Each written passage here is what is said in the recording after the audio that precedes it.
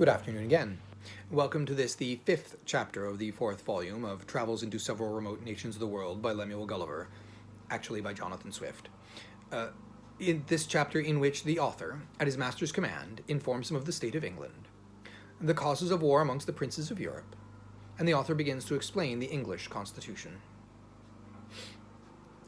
The reader may please to observe that the following extract of many conversations I had with my master contains a summary of the most material points which were discoursed at several times for above 2 years. His honour often desiring fuller satisfaction, as I further improved in the Wynnum tongue. I laid before him, as well as I could, the whole state of Europe. I discoursed of trade and manufactures, of arts and sciences, and the answers I gave to all the questions he made as they arose upon several subjects were a fund of conversation not to be exhausted. But I shall here only set down the substance of what passed between us concerning my own country, reducing it in order as well as I can, without any regard to time or other circumstances, while I strictly adhere to truth. My only concern is that I shall hardly be able to do justice to my master's arguments and expressions, which must needs suffer by my want of capacity, as well as by a translation into our barbarous language. In obedience, therefore, to his honour's commands, I related to him the revolution under the Prince of Orange, the long war with France, entered into by the said prince and renewed by his successor, the present queen, wherein the greatest powers of Christendom were engaged, and which still continued. I computed, at his request, that about 1,000,000 of Yahoos might have been killed in the whole progress of it, and perhaps 100 or more cities taken, and 5 times as many ships burnt or sunk. He asked me, what were the usual causes or motives that made one country go to war with another? I answered, they were innumerable, but I should only mention a few of the chief. Sometimes the ambition of princes who never think they have land or people enough to govern.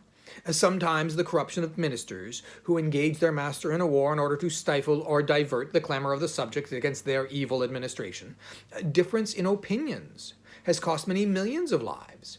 For instance, whether flesh be bread or bread be flesh, whether the juice of a certain berry be blood or wine, whether whistling be a vice or a virtue, whether it would be better to kiss a post or throw it into the fire, what is the best color for a coat, whether black or white or red or gray, and whether it should be long or short, narrow or wide, dirty or clean, with many more.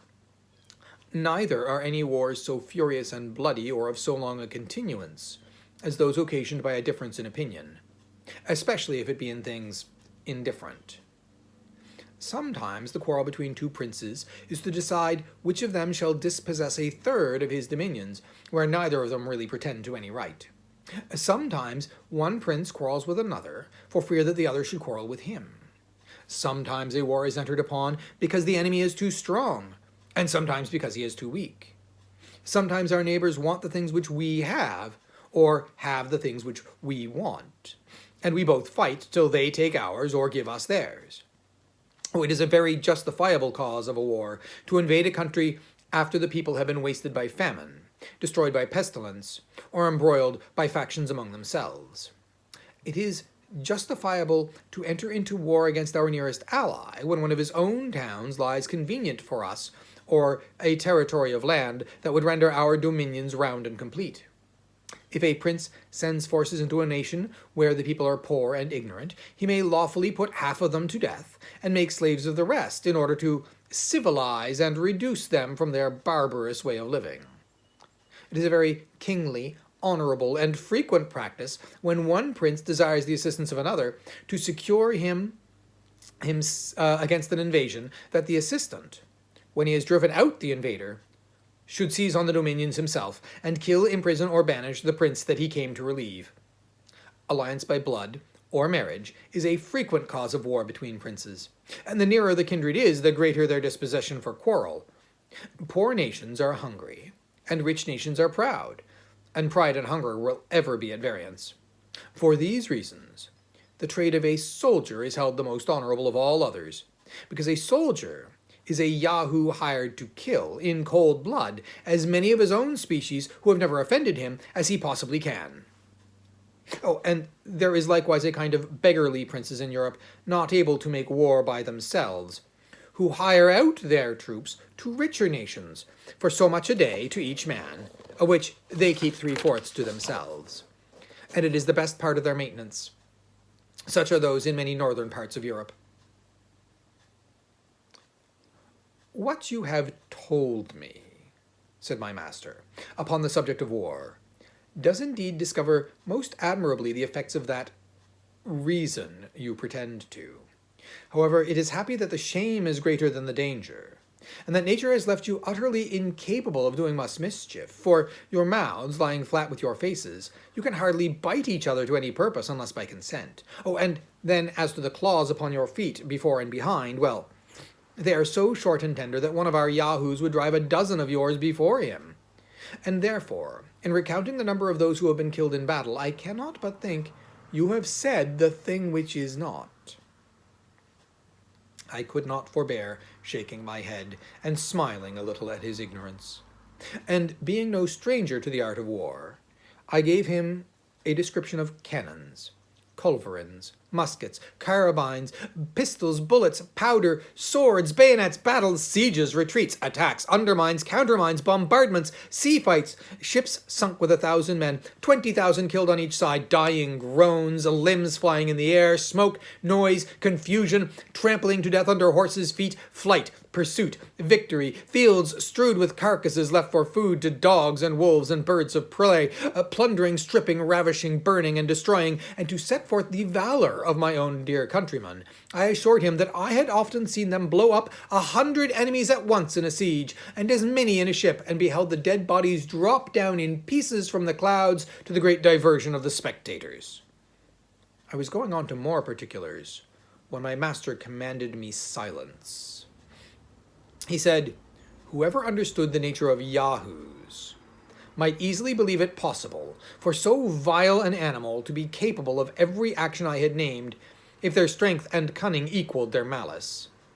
But as my discourse had increased his abhorrence of the whole species, so he found it gave him a disturbance in his mind, to which he was wholly a stranger before. He thought his ears, being used to such abominable words, might, by degrees, admit them with less detestation. That, although he hated the yahoos of this country, yet he no more blamed them for their odious qualities than he did a bird of prey, for its cruelty, or a sharp stone for cutting his hoof. But when a creature, pretending to reason, could be capable of such enormities, he dreaded lest the corruption of that faculty might be worse than the brutality itself. He seemed therefore confident that instead of reason, we were only possessed of some quality fitted to increase our natural vices, as the reflection from a troubled stream returns the image of an ill-shapen body not only larger but more distorted. He added that he had heard too much upon the subject of war, both in this and some former discourses. There was another point which a little perplexed him at present. I had informed him that some of our crew left their country on account of being ruined by law, that I had already explained the meaning of the word, but he was at a loss how it should come to pass that the law, which was intended for every man's preservation, should be any man's ruin. Therefore he desired to be further satisfied what I meant by law, and the dispensers thereof, according to the present practice in my own country, because he thought nature and reason were sufficient guides for a reasonable animal, as we pretended to be, in showing us what we ought to do and what to avoid. I assured his honor that law was a science in which I was not much conversed, further than by employing advocates in vain upon some injustices that had been done me. However, I would give him all the satisfaction I was able. I said, there was a society of men among us, bred up from their youth in the art of proving, by words multiplied for the purpose, that white is black, and black is white, accordingly as they are paid. To this society, all the rest of the people are slaves. Well, for example, if my neighbor has a mind to my cow, he has a lawyer to prove that he ought to have my cow from me. I must then hire another to defend my right, it being against all rules of law that any man should be allowed to speak for himself. Now in this case, I, who am the right owner, lie under two great disadvantages. First, my lawyer, being practiced almost from his cradle in defending a falsehood, is quite out of his element when he would be an advocate for justice, which is an unnatural office he always attempts with great awkwardness, if not ill will.